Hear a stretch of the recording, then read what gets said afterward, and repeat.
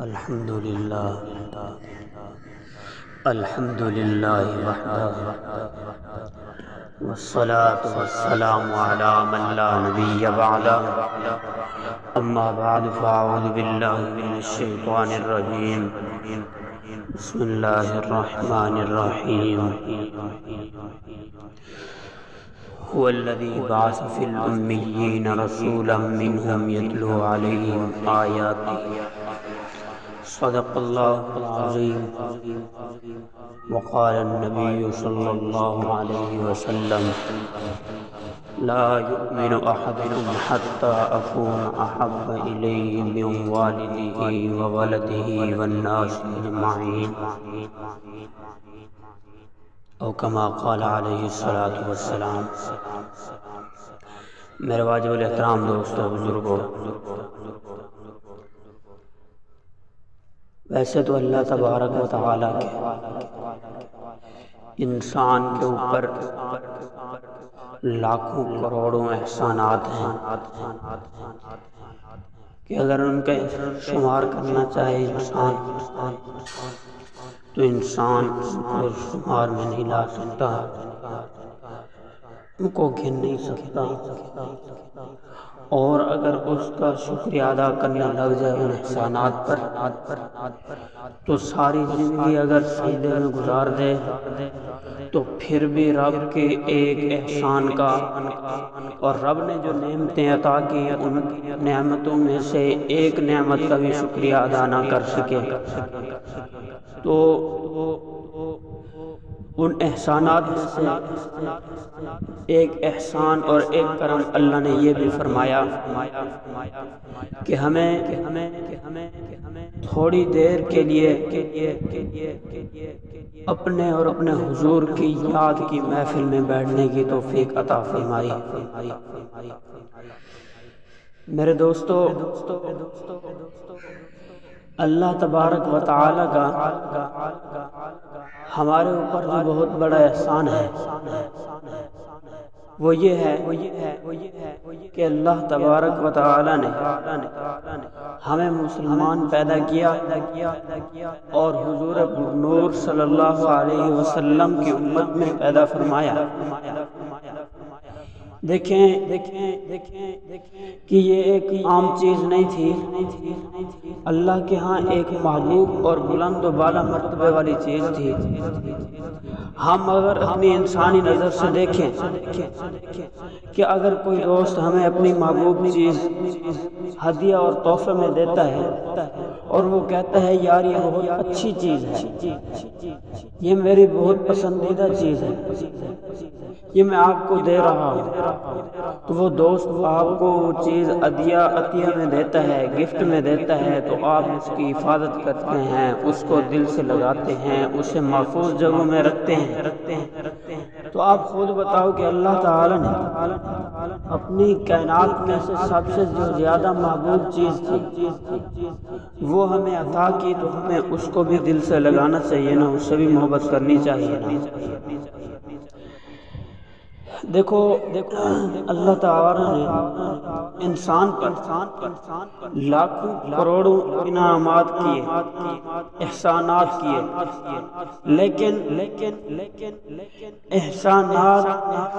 کر کے اللہ نے احسان جتلایا نہیں، لیکن جب اللہ تبارک و تعالی نے حضور پرنور میرے اور آپ کے آقا اور مصطفیٰ صلی اللہ علیہ وسلم کو جب دنیا میں بھیجا تو اللہ نے فوراً احسان جتلا دیا، کیونکہ اللہ تبارک و تعالی کے خزانہ میں جتنی بھی چیزیں تھیں ان سب میں زیادہ محبوب اور پسندیدہ یہی تھی، تو اس لیے اللہ نے اسے دنیا میں بھیج کر فوراً احسان جتلایا۔ اللہ نے حضور کو دنیا میں بھیجا تو اللہ نے کہا وَالَّذِي بَعَثَ فِي الْأُمِّيِّينَ رَسُولًا، کہ ہم نے ان کو امیوں میں سے ایک رسول دیا، رسول ہم نے دنیا میں بھیجا، کیونکہ حضور صلی اللہ علیہ وسلم اللہ تعالیٰ کو اتنا زیادہ محبوب ہیں کہ اس محبت کا دعویٰ کوئی انسان نہیں کر سکتا۔ تو اب جب اللہ تبارک و تعالیٰ نے ہمیں اپنی محبوب چیز دی اور ہمیں اس کی امت میں پیدا فرمایا، تو ہمیں بھی چاہیے کہ ہم اس کی محبت کا لاج رکھیں۔ اس نے جو ہمیں عطیہ عطا کیا ہے، ہم بھی اس کے عطیے کو محفوظ اور دل سے لگائیں اور اس عطیے سے محبت کریں۔ اس محبت کی ایک نظیر میں دیتا ہوں جو حضرات صحابہ کرام رضوان اللہ علیہ اجمعین کی جمال سے وہ کیا تھی؟ وہ محبت یہ تھی کہ امیر المومنین حضرت عمر رضی اللہ تعالیٰ عنہ کا دور تھا اور آپ رضی اللہ تعالیٰ عنہ کے مجلس میں صحابہ جمع تھے۔ ایک صحابی جو دور سے آیا تھا، وہ نیا تھا، وہ کسی کوئی اور اس کو جانتا نہیں تھا، تو وہ اچھی اچھی باتیں امیر المومنین کے مجلس میں کر رہا ہے، اچھی اچھی باتیں سنا رہا ہے۔ دو بچوں نے دعویٰ کیا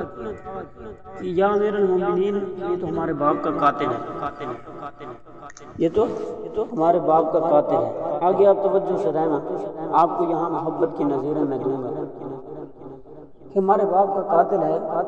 اور ہمیں اپنے باپ کے قصاص کے بدلے اس کا قتل چاہیے، ہم اس کو قتل کریں گے۔ حضرت امیر المومنین رضی اللہ تعالیٰ عنہ نے اسے پوچھا، ہاں بھی کیسے ہے؟ اس نے بھی اقرار کر دیا، ہاں میں نے اس کو قتل کیا، ان کے باپ کا قاتل میں ہوں، کیونکہ وہ حضور کی محبت کو دیکھ چکا تھا اور ان کے اندر دلوں کی جگہ پر وہ حضور کی محبت کا پیالہ رکھا ہوا تھا۔ وہ جھوٹ تو بول نہیں سکتا تھا، تو اس نے اقرار کر دیا، جی میں نے جو ہے ان کے والد صاحب کو قتل کیا، اس کے باپ کا قاتل میں ہوں۔ تو امیر المومنین نے کہا کہ اب تو نے اقرار کر دیا، اب یہاں گواہوں کی ضرورت تو تھی نہیں، کیونکہ گواہ تو تب لائے جاتے ہیں جب اگلا بندہ منکر ہو اور مانے ہی نہ، انہوں نے تو خود اقرار کر دیا تھا، تسلیم کر لیا تھا کہ ہاں میں نے قتل کیا ہے، تو پھر اب یہاں پر گواہوں کی ضرورت نہیں رہی تھی۔ جب امیر المومنین نے کہا کہ اب تو قصاص کے بدلے میں تجھے قتل کرنا ہوگا، کیونکہ یہاں انصاف کی عدالت ہے۔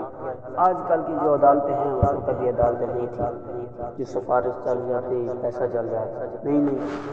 وہ حضور کی محبت ان کے دلوں میں بھری ہوئی تھی، وہ انصاف کو دیکھتے تھے اور رب کا حکم دیکھتے تھے۔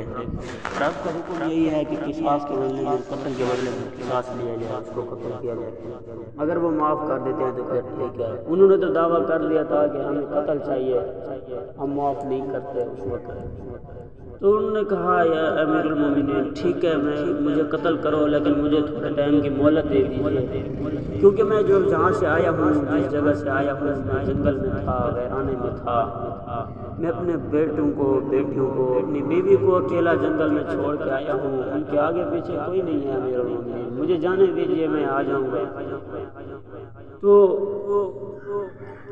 حضرت امیر المومنین رضی اللہ تعالیٰ نے فرمایا کہ یہاں تیری کوئی ضمانت دے دے، پھر تجھے مہلت مل جائے گی، ہم تو تجھے جانتے نہیں ہیں، کوئی بندہ جانتا نہیں ہے کہ تو آئے یا نہ آئے، تو بھاگ جائے تو کیسا ہوگا، ہم تجھے کہاں سے لائیں گے، کہاں پکڑیں گے۔ 3 مرتبہ امیر المومنین نے آواز دی کہ کوئی ہے اس کی ضمانت دینے والا، کوئی ہے اس کی ضمانت دینے والا، کوئی ہے اس کی ضمانت دینے والا۔ اس آدمی بیچارے نے بھی ادھر دیکھا، دائیں دیکھا، بائیں دیکھا، کوئی آدمی نہ کھڑا ہوا، لیکن جب تیسری مرتبہ امیر المومنین نے آواز دی کہ ہے کوئی اس کی ضمانت دینے والا، ایک صحابی اس مجلس میں سے حضرت جندب، جن کو دنیا ابو ذر غفاری کے نام سے جانتی ہے، انہوں نے کہا امیر المومنین میں اس کی ضمانت دیتا ہوں، آپ اسے جانے دیجئے۔ تو ضمانت مل گئی، ضمانت اس آدمی کو جانے دیا۔ باقی صحابہ کہنے لگے، لوگوں نے کہا کہ ابو ذر یہ آدمی کو تو جانتا نہیں ہے، تو نے اتنا بڑی مصیبت اپنے گلے لگا دی۔ اور ادھر سے امیر المومنین بھی رو رہے ہیں۔ امیر المومنین کہتے ہیں ابو ذر تو مجھ سے پہلے اسلام لایا تھا، تو مجھ سے پہلے حضور کا صحابی بنا تھا، اگر وہ نہ آیا تو یہاں عدل کے عدالت ہے، انصاف کی عدالت ہے، یہاں تو میرے ہاتھوں قتل کر دیا جائے گا۔ اور 2 دن گزر گئے، تیسرے دن کا سورج طلوع ہو رہا ہے۔ مدینہ کے سارے لوگ مدینہ کی اسی طرف دیکھ رہے ہیں جہاں سے وہ آدمی گیا تھا۔ تیسرے دن کا سورج غروب ہونے کے قریب تھا کہ اچانک سے دیکھا کہ ایک دھند سی طاری ہو گئی، دھند جاری ہو گئی وہاں پر۔ تو وہاں اس زمانے میں جب مٹی دھوڑ اڑتی تھی، یہ نشانی ہوتی تھی کہ کوئی مسافر آ رہا ہے، کوئی گھوڑ سوار آ رہا ہے، کوئی سواری پہ سوار آ رہا ہے۔ تو جب دھند چھٹ گئی تو دیکھا وہی صحابی ہیں، وہی آدمی ہے جو 3 دن کی ضمانت لے کر گیا تھا۔ اور سے سنیں گے، وہی آدمی تھا جو 3 دن کی ضمانت لے کر گیا تھا۔ تو حضرت ابو ذر غفار جب وہ آ گیا، اس سے پوچھا گیا، تو حضرت ابو ذر غفاری رضی اللہ تعالیٰ عنہ سے پوچھا کہ ابو ذر تو نے اس کی ضمانت کیسے دی تھی، تو اس کو جانتا نہیں تھا۔ اب محبت کی نظیر سنیے، حضور سے محبت کیا تھی۔ حضرت ابو ذر غفاری رضی اللہ تعالیٰ عنہ کہنے لگے کہ اگر میں اس کی ضمانت نہ لیتا تو اعتراض کرنے والے کہہ سکتے تھے کہ مدینہ کی زمین پر اللہ کی ضمانت دینے والا بھی کوئی نہ رہا، حضور کے جانے کے بعد اللہ کی ضمانت دینے والا مدینہ کی زمین پر کوئی نہ رہا۔ اس آدمی سے پوچھا کہ آدمی تو بھاگ جاتا تو ہم تجھے کہاں ڈھونڈ سکتے تھے، تو بچ جاتا، اب تو کیسے آ گیا، تو کیوں آ گیا؟ اس نے کہا کہ بعد میں یہ کہنے والے کہہ سکتے تھے کہ حضور کے جانے کے بعد مدینہ کی سرزمین پر وعدہ وفا کرنے والا کوئی نہ رہا۔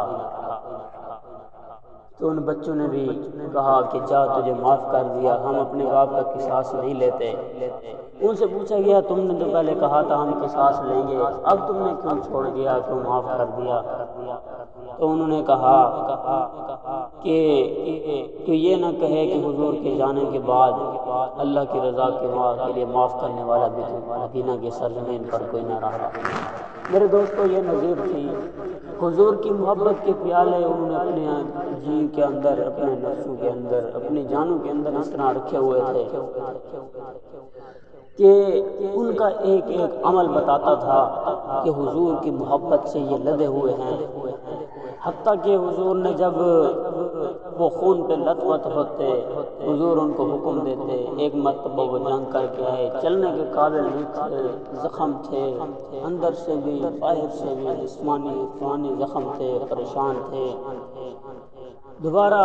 حضور کا حکم آیا کہ وہ ہمارے لیے سازش کر رہے ہیں، اب دوبارہ چلو۔ تو ایک صحابی بھی نہیں تھا جو گھر پہ رہتا، سارے چل دیے۔ میرے دوستو، یہ صحابہ کے واقعات جو سنائے جاتے ہیں اس لیے سنائے جاتے ہیں کہ ہم ان سے سبق حاصل کر کے حضور کی محبت کے جام اپنے اندر بھر لیں، حضور کی محبت کے پیالے اپنے اندر رکھ لیں۔ دعا ہے کہ اللہ تعالی ہمیں اپنے محبوب کی محبت والی زندگی عطا فرمائے، اپنے محبوب کی محبت میں اور اپنی یاد میں اور ہر وقت اپنے ذکر میں لگن مگن رہنے کی توفیق عطا فرمائے۔ وما علینا الا البلاغ المبین۔